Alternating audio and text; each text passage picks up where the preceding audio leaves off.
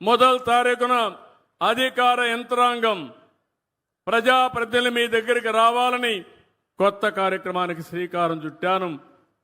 పేదల సేవలో అనే కార్యక్రమం పెట్టి ముందుకు పోతున్నాం. ఈరోజు అన్నా క్యాంటీన్ పెట్టాం. ఈరోజు 175 కాన్స్టిట్యున్సీల్లో 175 క్యాంటీన్లు పెడుతున్నాం. అవసరమైతే ఇంకా ఎక్కువ పెడతాం. అదే సమయంలో ఇప్పటికే దీపం, ఒకప్పుడు నేనే ఇచ్చాను దీపం కింద మా ఆడబిడ్డలకు గ్యాస్ కనెక్షన్లు. మళ్ళీ దీపం 2 కింద మళ్ళీ నేనే ఉచితంగా 3 సిలిండర్లు మీకు ఇచ్చే బాధ్యత నేను తీసుకున్నానని మీ అందరికీ హామీ ఇస్తున్నా.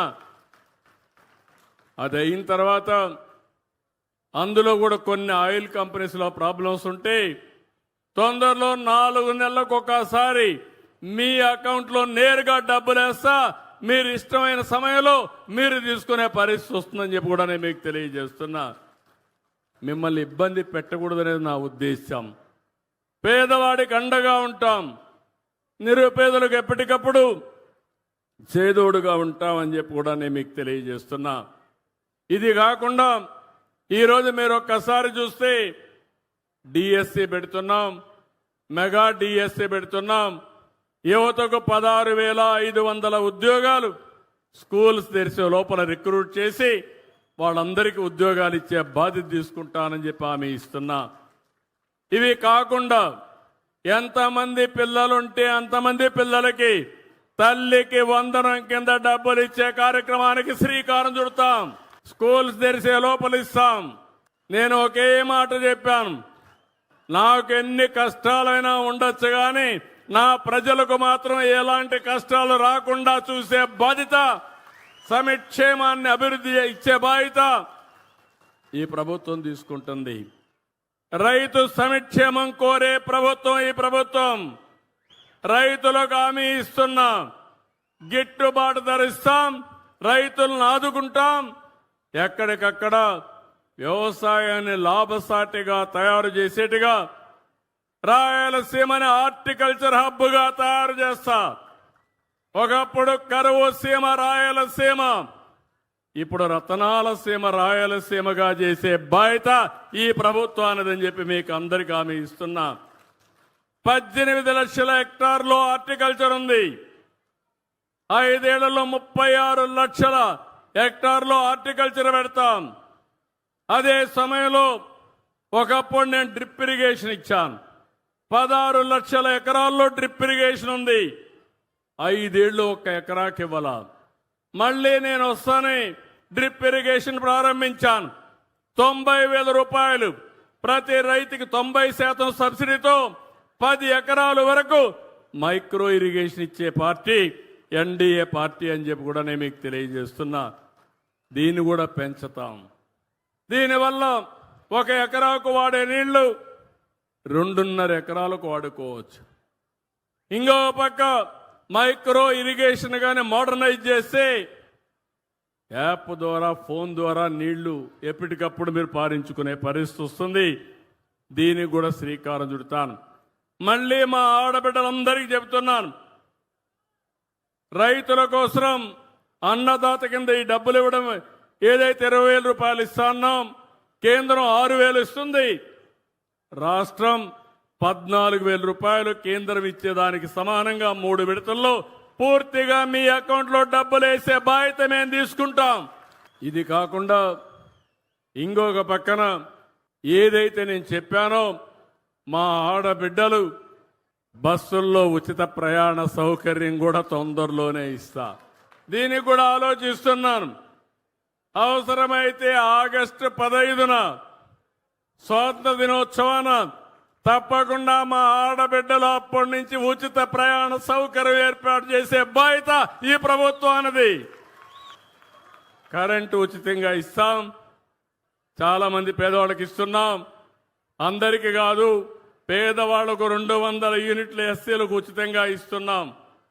ఇంకో పక్క ఎవరైనా సరే మీరు సోలార్కు పోతానంటే 78,000 రూపాయలు మీకు సబ్సిడీ ఇచ్చే బాధ్యత నాదని మా సోదరులందరికీ హామీ ఇస్తున్నా. బీసీలు అయితే 98,000 ఇస్తా. ఆ తర్వాత మీరు కరెంట్ ఛార్జీలు కట్టాల్సిన పనే ఉండదు. ఎస్సీలకు ఎస్టీలకు అయితే ఉచితమైన కరెంటు తయారు చేసి వసతి ఏర్పాటు చేస్తాం. ఒకవేళ మీరు కరెంటు వాడుకొని మిగిలితే గ్రిడ్కి ఇస్తే ₹2.09 చొప్పున డబ్బులు కూడా మీ అకౌంట్లో వేస్తా. ఇలాంటి కార్యక్రమాలతో ఈ ప్రభుత్వం ముందుకు పోతా ఉంది.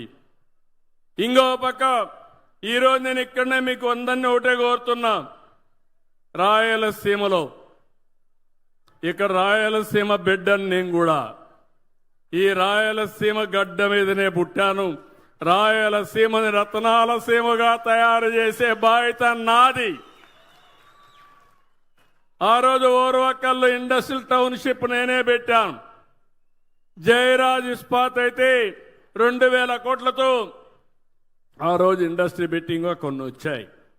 నేను అడుగుతున్నా, 5 ఏళ్లు వేరే పార్టీ అధికారం ఉన్నాం. వాళ్ళ పార్టీ పేరు కూడా నేను చెప్పను. చెప్పాలన్న తమ్ముళ్ళు మిమ్మల్ని అడుగుతున్నా, చెప్పాలన్న ఆడబిడ్డలను మిమ్మల్ని అడుగుతున్నా, ఎక్కడైనా ఒక తట్టె మట్టేశారా అని మిమ్మల్ని అడుగుతున్నా, రోడ్లు గుంతలు పెట్టారా లేదా అని మిమ్మల్ని అడుగుతున్నా, గుంతలు పూడ్చామా లేదా అని మిమ్మల్ని అడుగుతున్నా. ఈరోజు ఇక్కడే జనార్దన్ రెడ్డి గారు ఉన్నారు మంత్రి. నేను వచ్చిన తర్వాత ఒకటే మాట చెప్పాను, గుంతలు లేని రోడ్లు తయారు చేయడం ఎన్డీఏ విధానం అని. ఈరోజు ఆ పనికి కూడా శ్రీకారం చుట్టాం. చాలా వరకు పార్ట్ హోల్స్ అన్ని కూడా పూర్తి చేశాం, క్లియర్ చేసేసాం. అది ఎన్డీఏ ప్రభుత్వం యొక్క సమర్థత అని చెప్పి కూడా నేను మీకు తెలియజేస్తున్నా. రెండో పక్కన మీరు ఒకసారి చూస్తే రాయలసీమలో ఒకప్పుడు ఫ్యాక్షన్ పాలిటిక్స్ ఉండేది.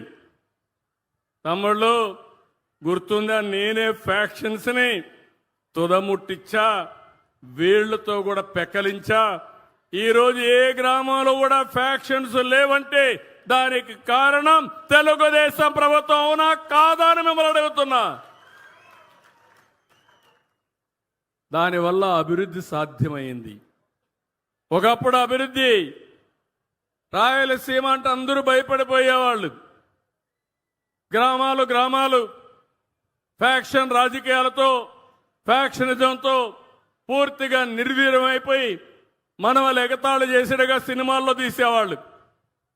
ఈరోజు అలాంటి రాయలసీమ వేరే జిల్లాల కంటే బ్రహ్మాండంగా అభివృద్ధి చేసే బాధ్యత ఈ ఎన్డీఏ ప్రభుత్వం తీసుకుంటున్నామని చెప్పి కూడా నేను మీకు తెలియజేస్తున్నా. నేను అడుగుతున్నా, రాష్ట్రంలో ఎక్కడా లేని విధంగా ఎయిర్పోర్ట్లు ఉన్నాయి. తిరుపతి, కడప, పుట్టపర్తి, అదేమో ఓర్వకల్లు, 4 జిల్లాలకు 4 ఎయిర్పోర్ట్లుండే ఏకైక రాష్ట్రం ఆంధ్రప్రదేశ్ రాష్ట్రం అని చెప్పి కూడా నేను మీకు తెలియజేస్తున్నా. అదే రాయలసీమ. రోడ్లు చూడండి, 4 లేన్ 8 లేన్ రోడ్లు. తిరుపతికి పోవాలంటే నేరుగా నంద్యాల, కడప, తిరుపతి. ఈ పక్క బెంగళూరు నుంచి హైదరాబాద్, అనంతపురం నుంచి తిరుపతి.